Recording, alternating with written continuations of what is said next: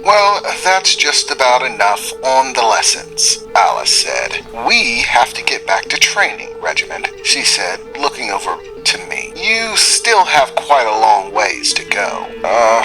Okay, I guess, I replied, dreading what the next stage of our training was going to be. So, what's the next spell? I asked. Next spell? Alice laughed. Oh, you're nowhere near getting the next spell. You haven't even really mastered this spell, let alone do you have the stamina for anything else. Well, on your feet, and I'll show you. Just go stand right over there, Alice said. I warily did as she asked. Alice took a stance a few feet away from me, probably about 10 paces. Now, just because you've been able to summon Sanctum doesn't mean you're finished with this portion of the training, Alice said. This next part is actually the part that's going to take more time and a lot more effort. You see, now we have to build up your magical endurance. As it stands now, you're still very weak, and your control over magic isn't good. So, we're going to fix both of those by teaching you to not only control the flow of magical energy from you, but also increase the amount of magical energy you have at your disposal. And the training is pretty simple, Alice said, pulling out that pocket knife again. My heart began to beat faster. And how is that supposed to work? I said, my voice shaking just a bit. Well, you don't have to worry. I'm not going to try to kill you this time around, Reginald. I was actually taking it quite easy on you. If I had come at you full force, you wouldn't have lasted 10 seconds. I was just playing around, trying to ease you into it. So, let's start the training. Go ahead and use Sanctum. I looked at Alice that short 10 paces away, starting to take a deep breath. I think this is going to be more than I bartered for, I thought to myself. I raised my hand and snapped my fingers. Sanctum, I called out. And just as before, there was a flash of red light, and that fiery red shield appeared in front of me. For a moment, I got a bit of a smile. It actually worked. That didn't seem too hard at all. Suddenly, Alice dashed forward. Vegar, she shouted, a bright purple light emanating from her hand where she held the pocket knife. And just like that, a long purple glowing blade extended from the edge of the pocket knife in Alice's hand. The purple blade emanated energy from all directions, and with a single thrusting motion pierced right through my shield. The red energy the shield seemed to be made out of spread cracks throughout it. Suddenly the shield shattered, dispersed in a burst of energy, the grass and leaves nearby rustling and blowing around from the force. And suddenly I felt lightheaded. My legs got wobbly. I fell to my knees, feeling as if I needed to catch my breath. Suddenly I felt tired. I had only just stopped resting. What in the heck just happened? I thought to myself. I thought Sanctum was supposed to protect me. I looked up at Alice. The glow from the blade that she carried was far more intense than it was when she was chasing me through the woods. Before, the blade almost seemed invisible, but now, that long, purple, extended blade from the pocket knife was crystal clear. You see, Reginald, Alice said, looking over at me. Right now, your magical power is exceptionally weak, and not only that, but you lack the ability to control the flow of that power. It was easy for your shield to stop my blow before because I wasn't really putting that much effort into the swing. I was keeping my power at low volume, so to speak. Minimum use. I did actually want your shield to be able to stop it, of course. But now, the point when I'm simply trying to get you to use Sanctum has passed. Now, your task is to create a Sanctum strong enough to withstand my attack. That means you're going to have to focus your magical energy and make a stronger Sanctum in order to protect yourself. Oh, and if you're wondering about why you're feeling so weak in the knees, it's not just because I'm beautiful, she said, smiling and giggling just a little bit. You see, Whenever you use a spell, like Sanctum, that draws energy from you, it obviously has an effect on your body. The more energy you use, the more exhausting the task, and the amount of energy that you just used trying to stop my blade attack was a little bit too much, at least for you at the moment, because the energy requirement for a shattered shield is much higher than that of simply summoning it in the first place. If your shield goes unbroken, some portion of the energy goes back to you, but if the energy is dispersed through being shattered, you get none of it back. So, as for your training, this is it. Until I say otherwise, we're going to repeat this process again and again and again.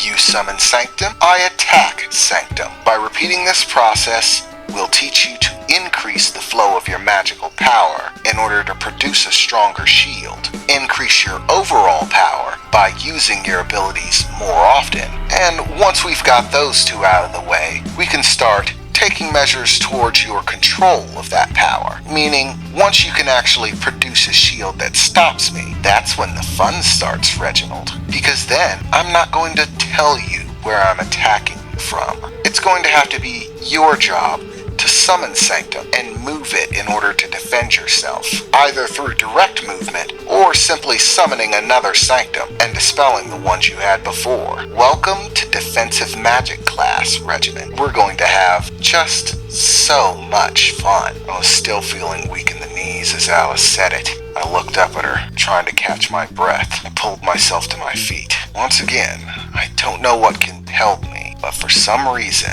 I couldn't help but smile. All right, Alice, game on. Sanctum, I shouted, snapping my fingers and summoning another one. And thus, the process began. For days, that process went on. It was exhausting. Alice was relentless. No matter how tired I felt, she always demanded that I get to my feet, do it again. As the days passed, I began to notice the changes in my Sanctum. I began to be able to increase the flow of energy to it. And when I did, the glow of the shield would increase, like it would get denser, heavier almost. The entire process was exhausting. Every time Alice shattered the shield, it felt like I had the wind knocked right out of me, like getting punched in the chest over and over again. It took nearly 3 days before I was able to actually generate a Sanctum able to stop her, at least her first attack. After I was able to stop one, she added in more. It took another day or so before I started getting used to maintaining that power. Every time Alice would strike the shield, it would use up the magical energy that I had put into it. So, in order to keep the shield from shattering, I had to up the flow and keep it going. It was less taxing than having the shield shattered, but it was still no easy task. The longer I maintained the shield while Alice attacked it, the more exhausting it became. By day 5, I could maintain the shield through more than a dozen of Alice's attacks. I thought Alice would give me a little bit of warning before she moved on to the next stage, but no, I got nothing. Without warning, Alice began to move around more, change her attack patterns, start attacking me from different directions. There were a few times she nearly took my head off, but it was effective. Soon I became not only able to summon a Sanctum capable of stopping Alice, but I could also move that Sanctum at will, controlling where it was, and it went on like that for another 2 days or so. Every day, a never-ending barrage of attacks from Alice. It got to the point where it actually did start to feel more like an actual contest, a combat. Both of us running through the woods in different directions, Alice throwing furious attacks at me from anywhere, seeming to disappear. She would walk behind a tree and then suddenly not be there anymore. I found myself constantly on edge. Alice's ability to fight was far past what I had expected it to be. But after we finally reached the 7-day mark, towards the back end of the day, I was having my regular rounds with Alice. She charged me, giving me a triple-sided attack, 3 blows to the shield. Afterwards, she spun around, making a loop to the left. It seemed like Alice just kept getting faster. How was she moving that fast? At this point, I had gotten to the point where I didn't even need to use the incantation to summon Sanctum. As she sweeped in from the left, a low blow, I snap my fingers. The shield appears, narrowly blocking Alice's thrust. I can feel her applying pressure. My hand hits the back of the shield, and she presses it. She widens her stance and starts to press. I feel my heels dig into the ground as she starts to try to push me back. I increase the force of the energy and push right back. Alice finally pulls back, holding that glowing purple blade in her hand extending from the pocket knife. Our glares are intense. We stare each other down, those leaves blowing in the wind, falling from all the trees around us. I widen my stance, get ready for Alice's next move. Then, suddenly, Alice breaks her stance. The purple sword extending from her pocket knife fades away. She closes the pocket knife and tucks it away in her back pocket. Well, Reginald, it looks like you've done. You have successfully passed defensive magic. Congratulations. How do you feel? For a moment, I was surprised. I still had my sanctum up. I allowed it to dissipate. Took a long breath. Ugh, it's finally over. Well, I guess it feels good. I suppose, I replied to Alice. At this point, your defensive magic has come far enough that I feel it's a safe bet that you could probably protect yourself versus most average mages. Don't get me wrong, a high-level mage would still wipe the floor with you, but you've got enough of the basic defense skills now. So I think we can move on.